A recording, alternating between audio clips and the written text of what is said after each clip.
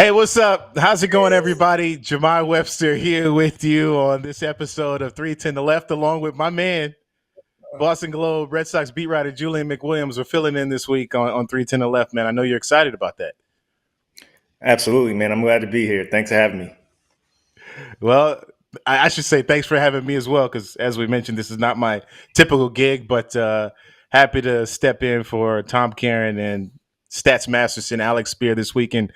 We got a lot to discuss, man. First off the top, the Red Sox, it feels like baseball is no longer an 8-month operation. It's almost a year-round thing like most sports nowadays, but big honor for Red Sox rookie Wilyer Abreu, who won the American League Gold Glove for a right fielder. First Red Sox rookie to win that since 1975. I know he passes your eye test. How impressive is that feat for him?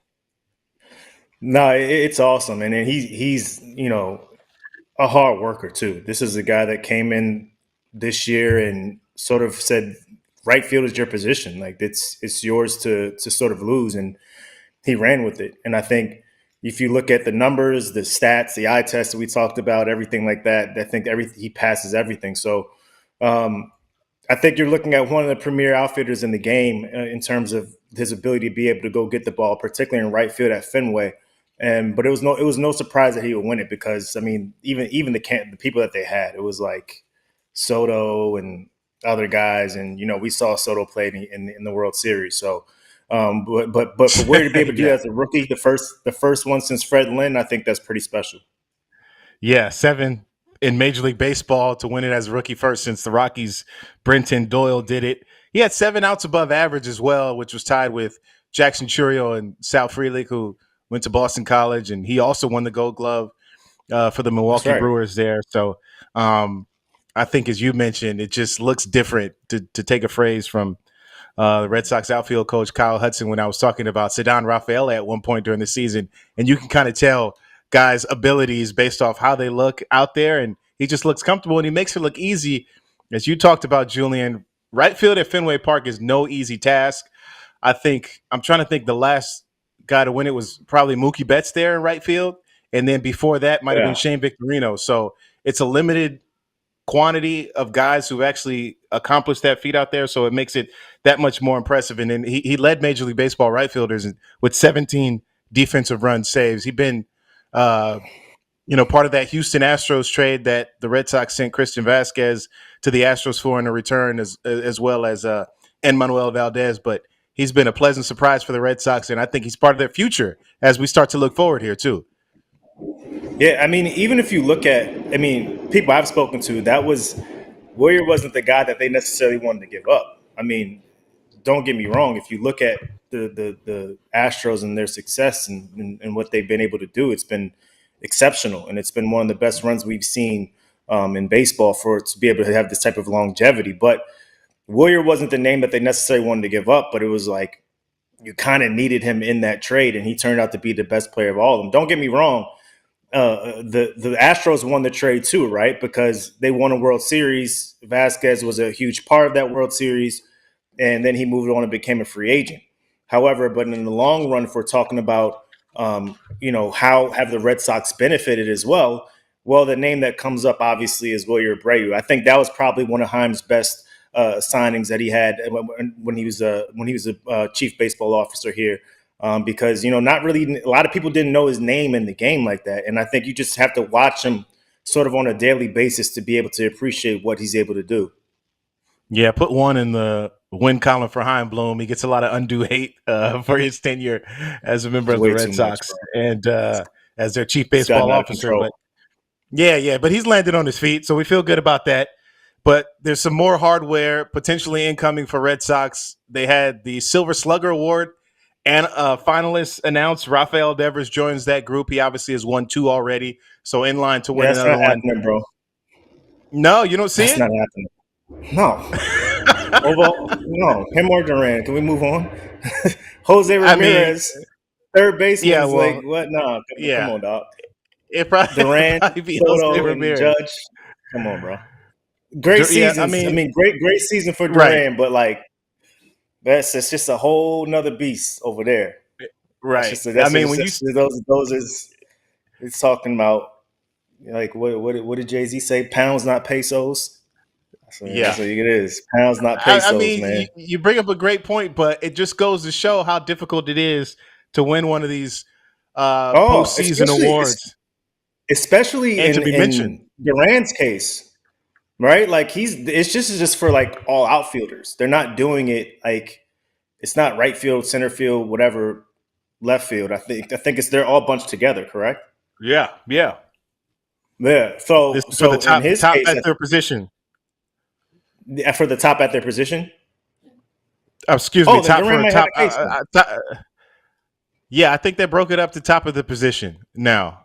Oh, okay. But you talk about I, his season, I don't know. 160 games, hit 285. No, I We'll mean double he has check a that. chance. He definitely has a chance. I mean, he I led think the league in I think doubles and triples as well. yeah, but Devers isn't happening. Not over Ramirez.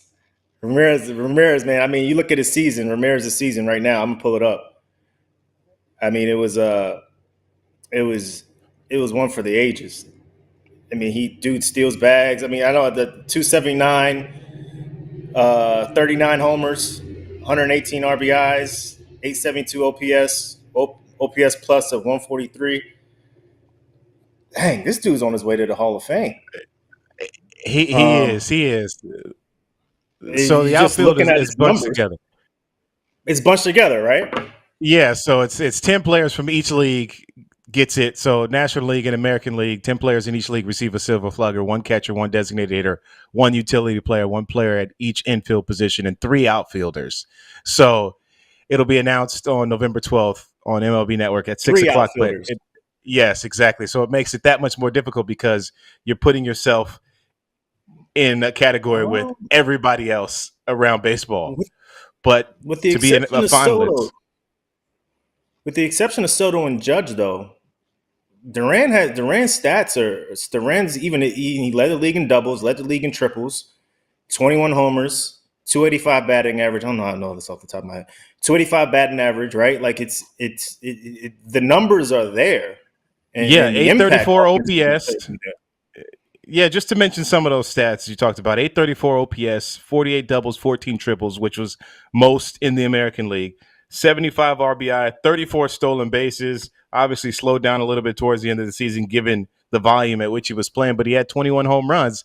And to your point, with the exception of Judge and Soto, it's better numbers than Riley Green. It's better numbers than Anthony Yes. Santander overall when you're talking about that. So, who knows? Maybe this is just a cherry on top to a season that he's already put together. Santander It's had been a 40, career didn't year. he? He had 40 homers. Santander Yeah. had 40. Yeah. Mm.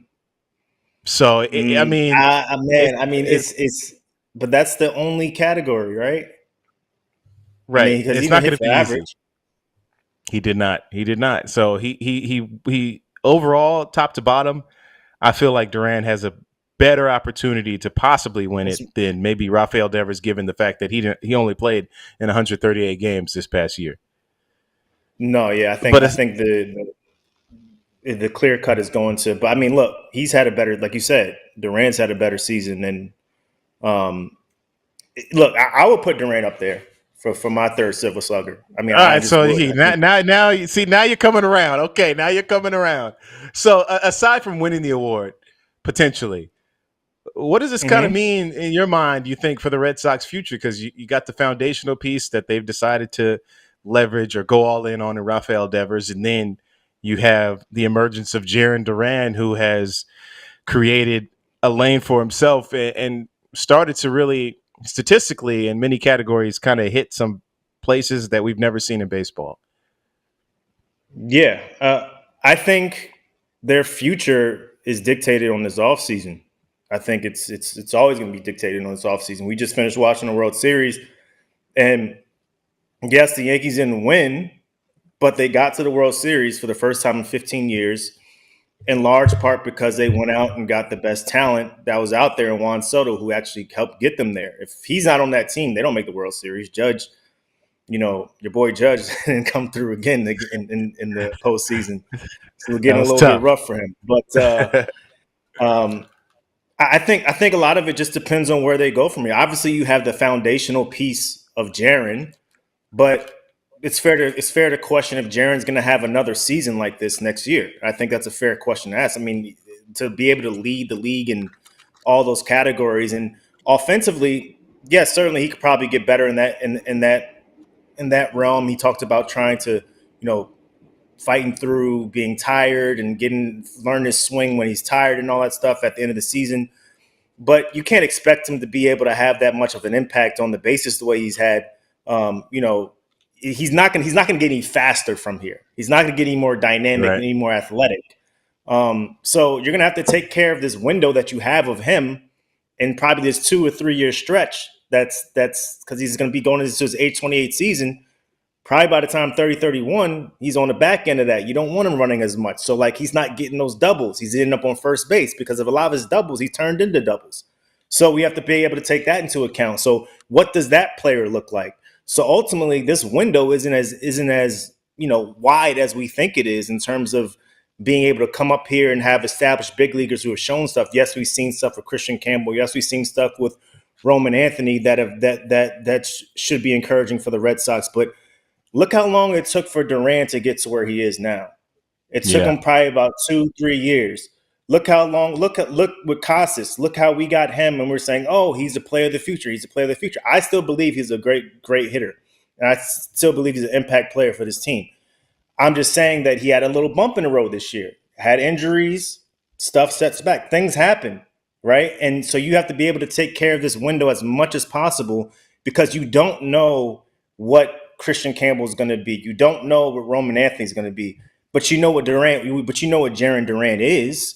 You have some semblance and you have some understanding of what Tristan Casas is, right? So you need to be able to put yourself in position to be able to take care of that. And I think that depends on their offseason.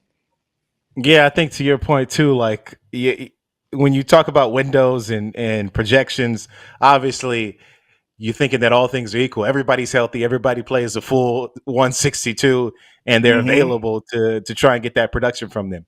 You don't really factor in injuries or those type of things that come out because what's waiting in the wings. But Red Sox have a pipeline of players who are probably going to be knocking on the door. Some may even start the regular season with them. So we'll see how that remains. But you mentioned something as well.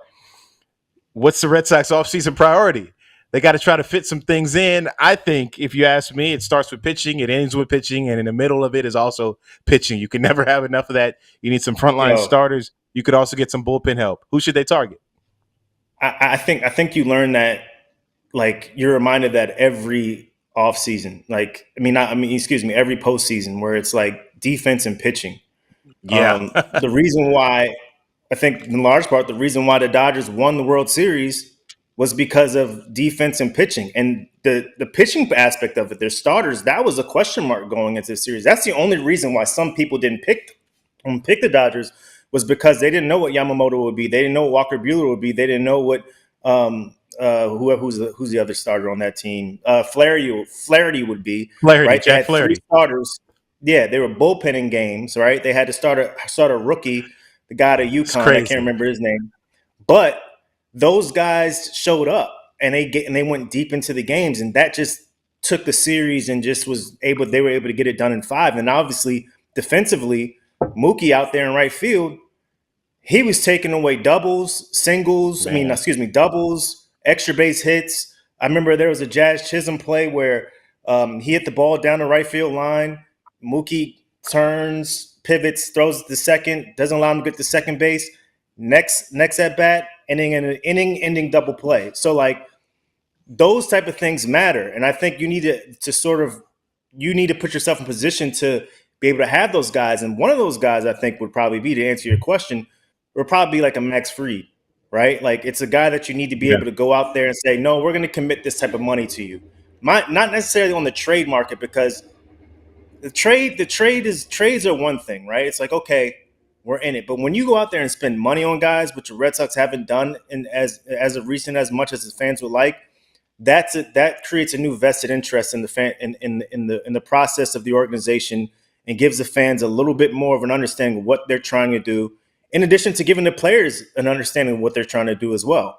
So I think Yeah. overall it's going to have to be Max Fried or somebody like that they're going to have to target as their main guys. All right. Keep that idea going because you're jumping the gun a little bit here. I'm going to get your top 3 free agents who the Red Sox should add to the offseason roster. We're going to also talk about Juan Soto and free agency, where should he land, as well as some MLB rule changes that you might want to see in 2025. So keep those ideas going as we kind of move the program along here. But I think that the Red Sox, they have to obviously address those pitching needs, but do you think they should go all in for now or still keep the future in mind? I think if the answer is maybe somewhere in between the middle ground, then what is that middle ground? Not necessarily leveraging your future, but also, building the farm system. I think that's the fine part around baseball, that it gets difficult and it's almost an impossible ask. And we mentioned Heim earlier. That's kind of what he was asked to do. Put Yeah, some ideas towards what we can do now, but also build up the future in the minor league yeah. system. But what do you think the Red Sox should do? How should they approach it? I mean, obviously, you want to be able to hold on to prospects, but I think we got into an age where we've sort of overvalued the prospect, right? And like, even if you look at, say, a Jackson Holiday right now, the Orioles, you could say they're in win now mode. Jackson Holiday didn't do anything to contribute this season, and he was the number 1 prospect in baseball. They sent him down. He didn't really get much run in the postseason or run at all. And he's 20 years old. And it kind of goes back to what we talked about. Prospects are suspects until sort of proven otherwise. So with the Red Sox, I think, look, you're going to have one of those guys is going to have to go, right? Whether it's, I don't think it will be Anthony or Campbell, because I think that Campbell specifically could possibly fill a need for them next year at second base if they need that. If Right. Vaughn Grissom doesn't turn to who he's supposed to be, but you're gonna have to part ways with somebody, whether it's a Mikey Romero, whomever else. You have a lot of left-handed bats. Marcelo Meyer, is that a guy that you want? Is that a guy that you should part ways with? You already have Trevor Story probably for another 3 years, but is Trevor Story going to stay healthy? Those are questions I luckily just have to write about and not have to make the transactional move on. But the reality of the situation is you're going to have to give up some guys. I remember back in 2017, when they still had the waiver trade deadline. I think something like that. Yeah, the waiver trade deadline at the end of August or whatever. And Verlander could have ended up in New York, but they didn't want to part ways with Clint Frazier and Miguel Andujar. It was like, nah, I'm good. We don't want to do that. Yeah. And lo and behold, he goes to Houston. Say what you want, whatever, cheating scandal, fine. They win a World Series that year. Where's Clint Frazier and Miguel Andujar? Yeah, where are they now? we have to be able to, and Justin Verlander is still in the league, right? So like we have to be able to put ourselves in those situations. Like, how are we valuing this? And you can't get into to Baseball America rankings, all that stuff. So if you're the Red Sox, you got to lean more on the side of like, look, it's been 5 years, dog. Like it's been past 5 years they've missed the playoffs, right? They've missed the A's have made the playoffs more than the Red Sox since 2019, right? So when you put that in perspective and you think about that, and you're now saying, oh, well, I want to be able to have these prospects and develop the core and have this new core that we're talking about. Great, but now it's about winning. Because your players aren't getting any younger, your core players aren't getting any younger, and the core players that are coming up going to have to go through some developmental process. So it's a lot better to have guys who are established and veteran guys, so you're not exposing all these young guys to the big leagues at once against veteran pitching where they're just food. So I think you need to be able to put a product together that's digestible for the fan and that's able to, like they said, compete to win AL East championships. If you want to compete to win AL East championships, you can't have a roster full of guys who are platoon players and unestablished big leaguers. Well, it seems like you're describing a lot of the 2023 Red Sox, 2024 Red Sox, actually. So they try to build a team that way. At least, had some success, but certainly didn't get them to the finish line. So maybe they approach it differently. in this upcoming year. And You want to you give him some grace on that too, because I mean it was Breslow's first year, but now it's like you gotta figure something out. All right, we'll see how that plays out. Quick Foxborough Rush. You want the latest on the Patriots and the NFL? Drake May needs help, and we discuss how he can get it quick on Nesson's football podcast, Foxborough Rush, available on YouTube, Spotify, Apple, Amazon, and wherever else podcasts are found.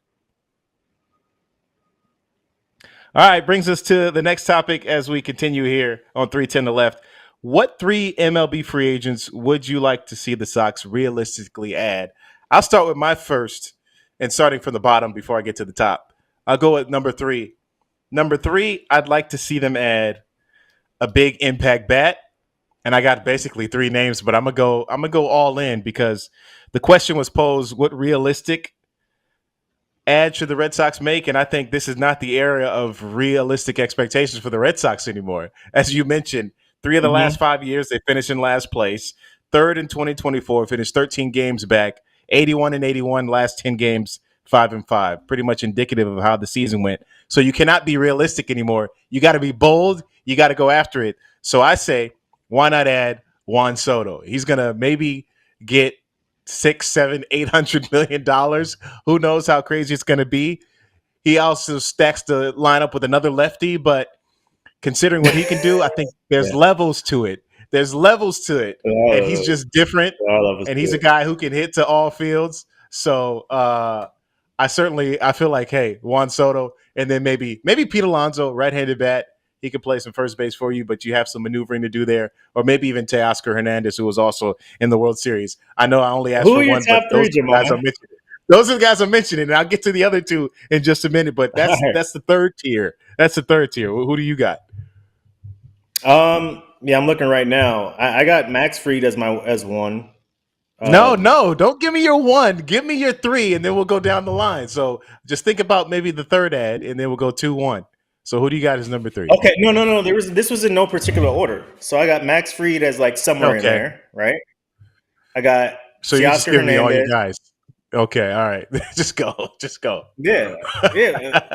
Okay, so Max Fried, and Teoscar. Those 2 guys. Yes. Okay, I'll stop there. Okay, so that'd be your 3 and 3A. Okay, I like that. So I'm thinking my number 2. I did mention pitching.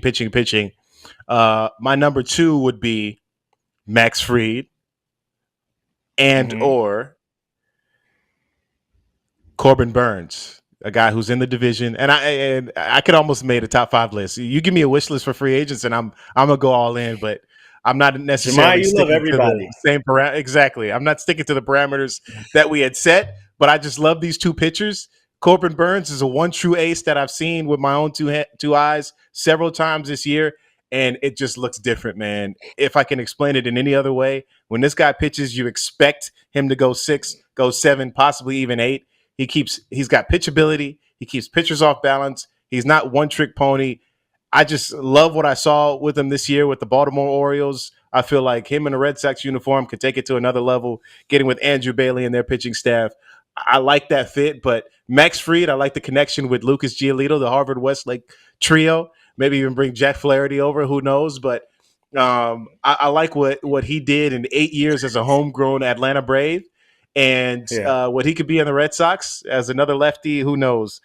He's another guy who could be your number 1, your ace. I like that. I like those 2 guys as my number 2, and I'm picking 2. But who do you got? Dude, I'm lost, bro. I'm lost. I got Teoscar Hernandez. Okay. So mine was the and or. Yeah, mine was the and or. No, you said mine Max wasn't Fried. And or. Mine was Max Fried. I'll put him at 3. Okay. Teoscar Hernandez at 2. And he's a guy who wanted to come. Excuse me. I'm sorry. Okay, I'll let you adjust on the slide. I'm gonna save Max Fried. I'm gonna save now. I understand the rhythm of this a little bit more. I'm gonna save Max Fried. I'm sorry. I'm sorry. 310 to Left fans. I'm gonna save Max Fried for my first pick. My third pick is gonna be Teoscar Hernandez. My second pick is gonna be Blake Snell. Ooh, I like that. And the reason why I like that is gonna be Blake Snell. Okay, I absolutely love that. And the reason why I love it is because my number one pick is Blake Snell. Blake Snell, excuse me. I feel like this dude, he has reached a whole nother level in his pitching, going into free agency, signing with the San Francisco Giants. Obviously, he started the year a little bit on the injured list because he came over late.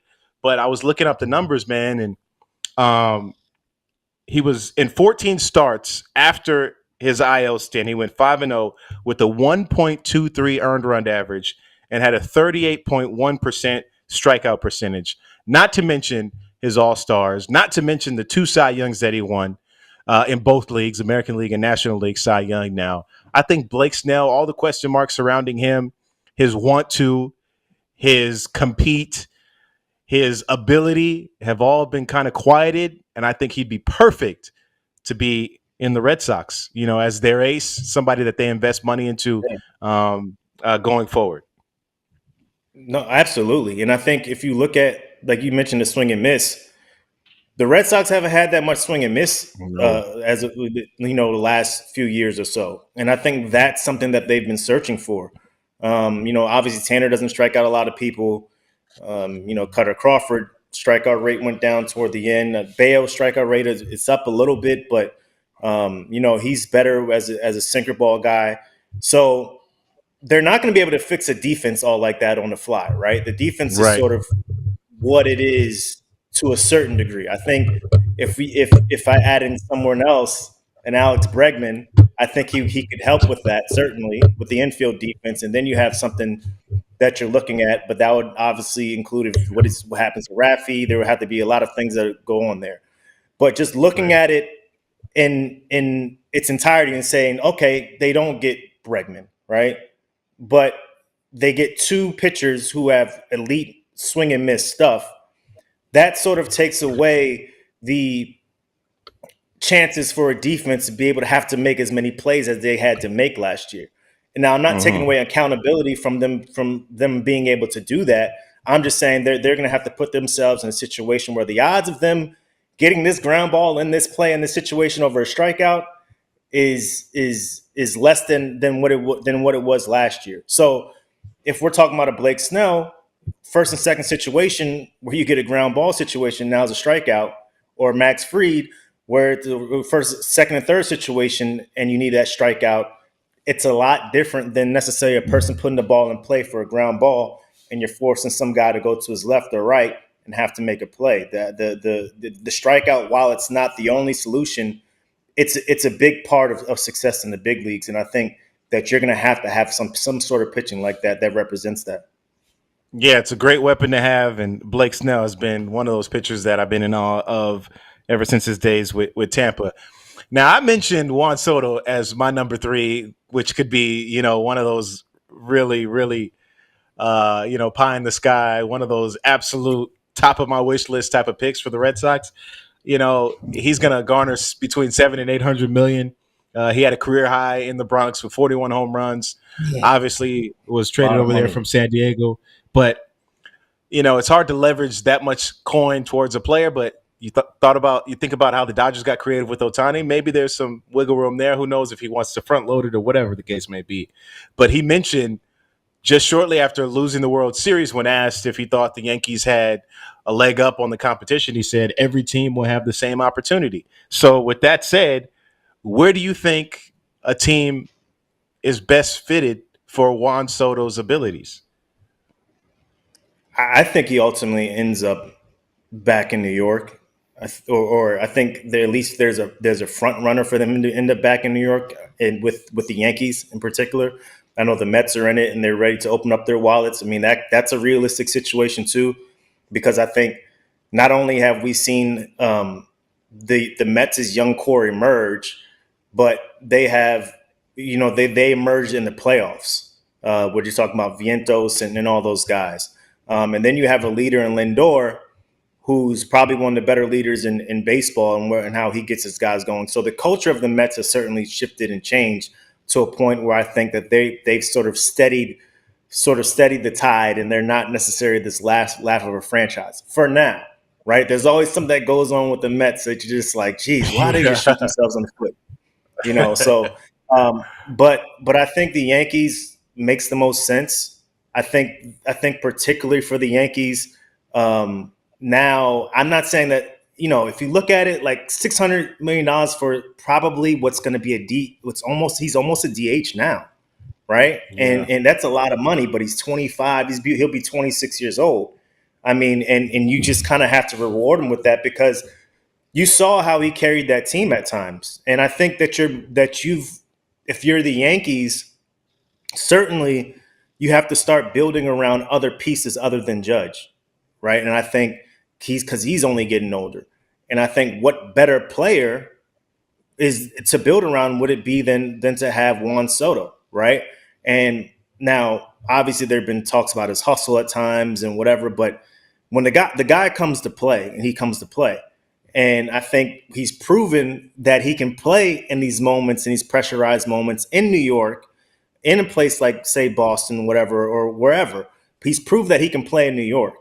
And I think just the Dominican element there with a Yeah. lot of Dominicans in New York.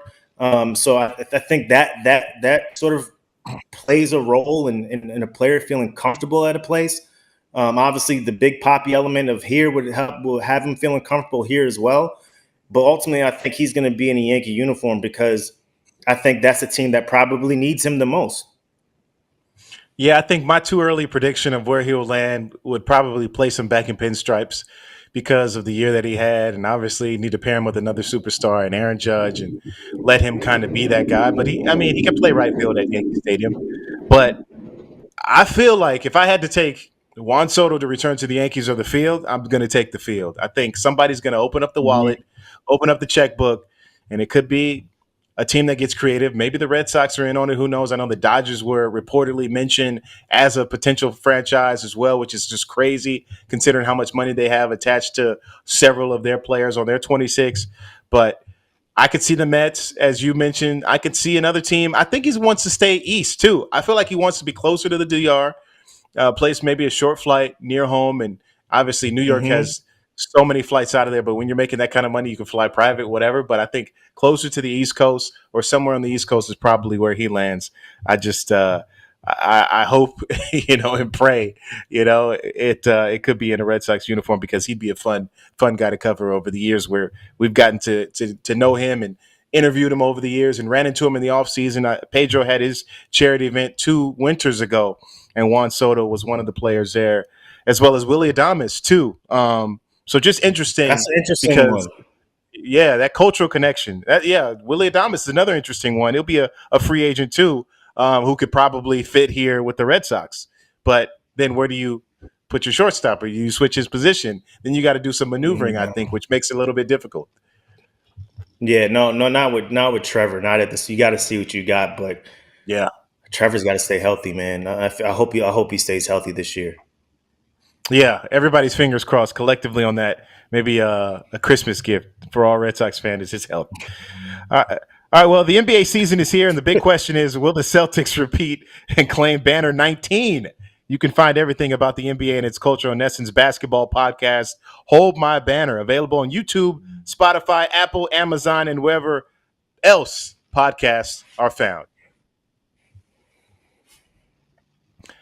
All right, dude. This is a hot button topic here around Major League Baseball, given the new playoff format, because people wanted all chalk when they picked their teams. They wanted the teams who had the better regular seasons to be rewarded and move on to the playoffs.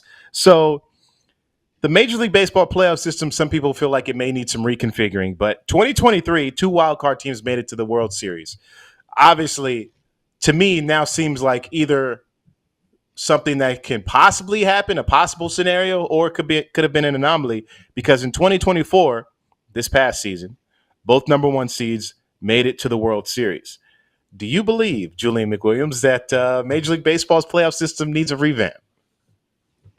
I think we need to give it one more year. There needs to be like an odd amount of years to see which one happens. But no, I mean, I mean, there were. I think the American League race was a lot less exciting than the National League race, and clearly, having to see. both New York and Philadelphia matchup.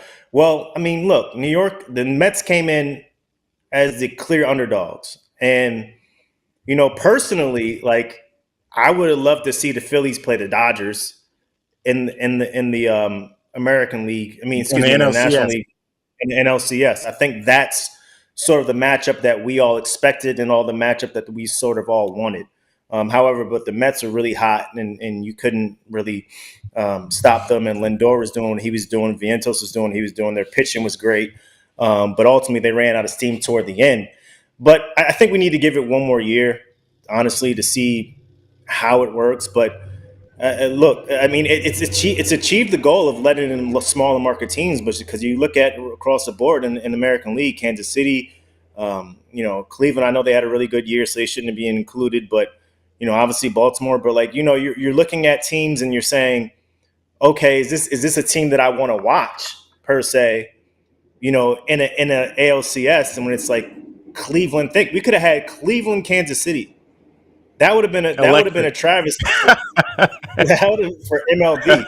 I would have watched it. The common baseball fan like me, like Yeah. not me, no, excuse me, like the regular baseball fan The that avid watches baseball the fan game would and have watches watched it. Casuals would not have been interested in Kansas City, casuals would Cleveland. That's not for been sure. interested in bro, and that's what you got. That's what you got to look at. That's where stars come into play. It's like, oh, I know that dude Shohei Ohtani when you're in a barbershop. Like, oh, that dude that from Japan who pitches and hits, right? Oh, I got to see that. Like, Yeah. there has to be a draw.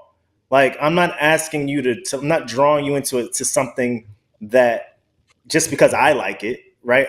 Like there has to be a this sort of transcendent draw, and if you're focused on the transcendent draw as a means of success, then fine. Then possibly this system isn't the best. But if it's about keeping things, about getting the best teams in there and getting the best, probably maybe the best form of baseball per se, if you're watching, baseball and the fundamentals of baseball and the best teams who do the things the right way collectively, not just the star, then you probably want to stick with this model. But I'm not sure yet. I got to give it one more year.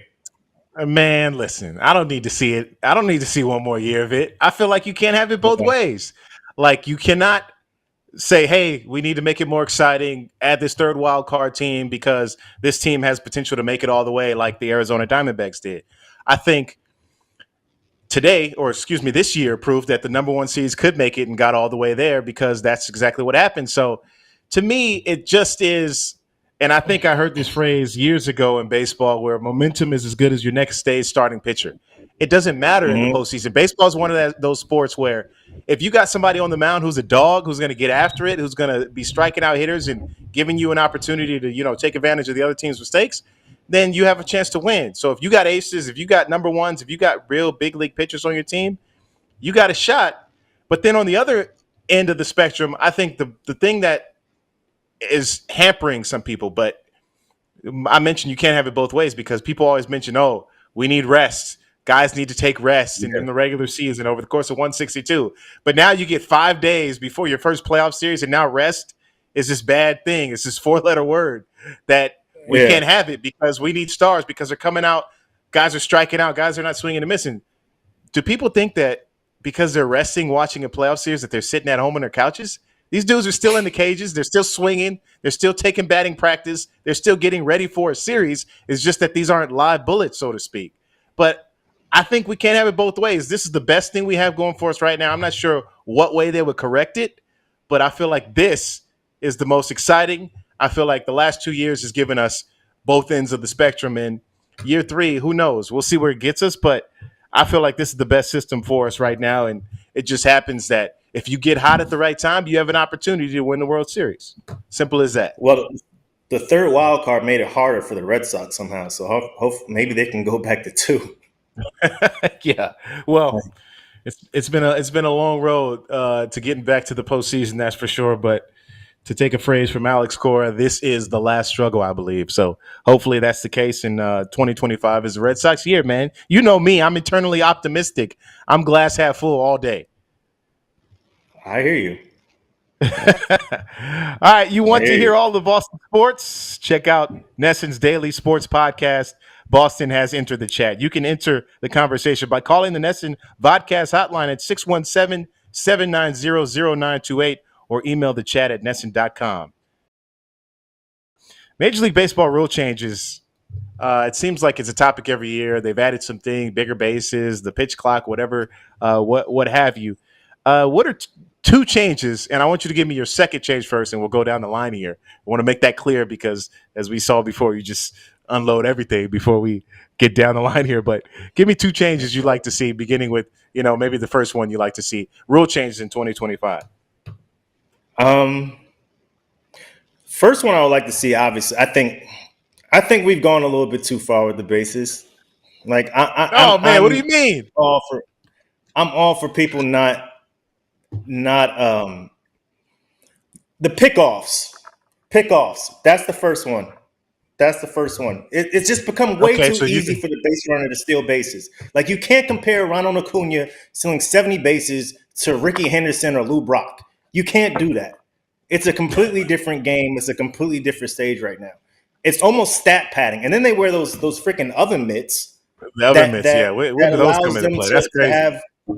That allows them to have more space, the extra stretch to get to the glove. So it's like, forget if Aaron Judge's hand is bigger than Jose Altuve's. They just both wear the same size oven mitts, right? Like, yeah. And that's what you see on replay. Like, it's like, so you just see the oven mitts. So I think for me, the pickoffs, the limited amount of pickoffs, I think put a pitcher at a disadvantage. I think you're gonna have to figure out a way to be able to do that, because if he has to come over a third time and he has to get you on that third time, he's got to get your lead is gonna be bigger. You're going on first move, right? All these things, and it just sort of puts a pitcher in a disadvantaged situation. So I think that's one of my first things. I mean, I can see what you're going with that, but I'm not sure. I'm not sure exactly. I'd have to see inside the numbers and have to really go inside of what it kind of means for the base running. If it has actually attracted more steals for teams, I'm not sure that's necessarily the case with the pickoff attempts. It's one of those things where I feel like, yeah, you can throw over twice. Third time, you got to get a guy or he's the balk. He gets the second bag. But I think maybe we saw that a handful of times this year. So it's one of those interesting things. I think the biggest rule change is disengagements, though, right? A disengagement, is he can't get you right.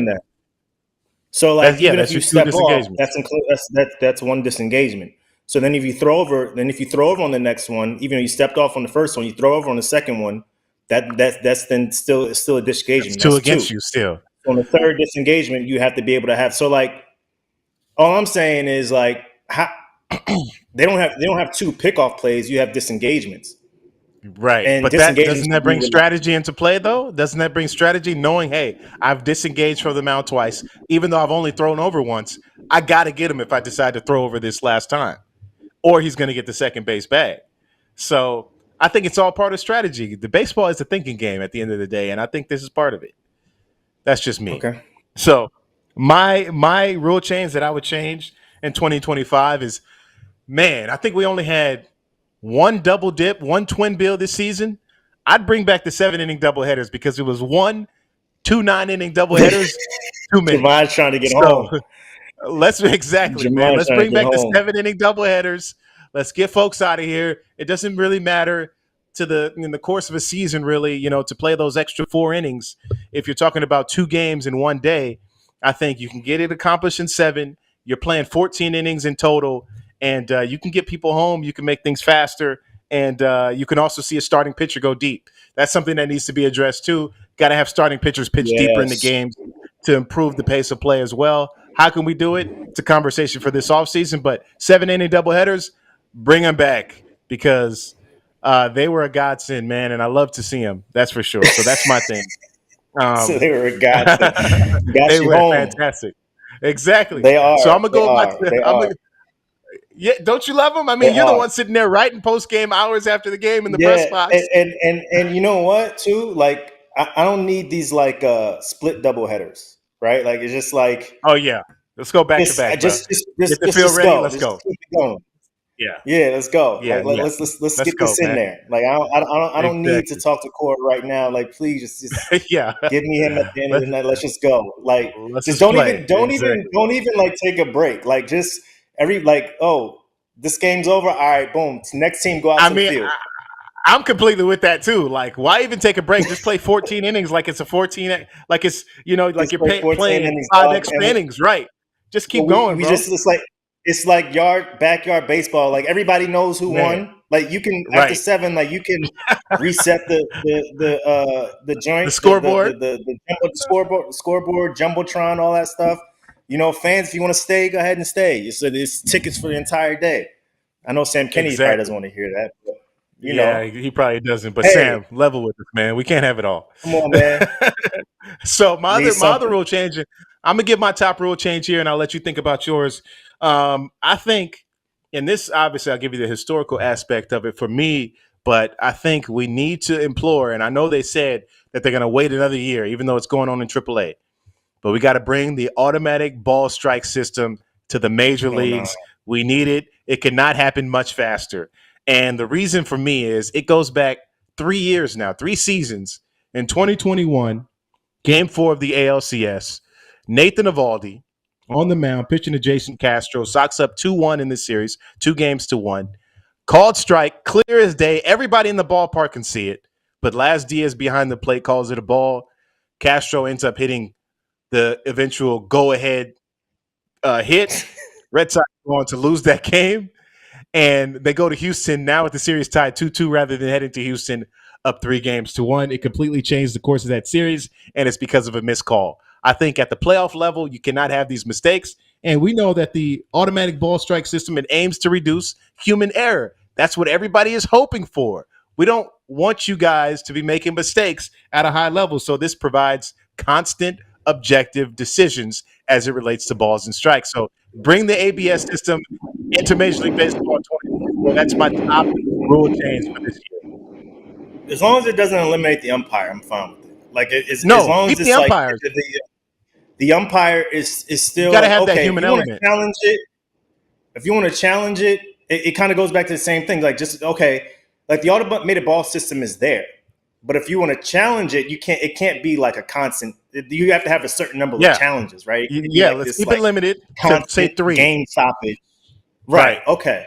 Okay. I'm Let's fine with keep it that. limited to I'm say fine with that. 3, but let's I'm have fine it with those that. late inning in the ninth, or maybe that critical situation, bases are loaded, you get called out on strikes. Hey, I want to challenge that, and you get to see the exact pinpoint accuracy of if it was a ball or strike, and then I'm fine with that. I think that's something that it could be cool with the new rules potentially. So, what do you got for your top rule change in Jahmai, 2025 you that you would always like got to see? problems with umpires, bro.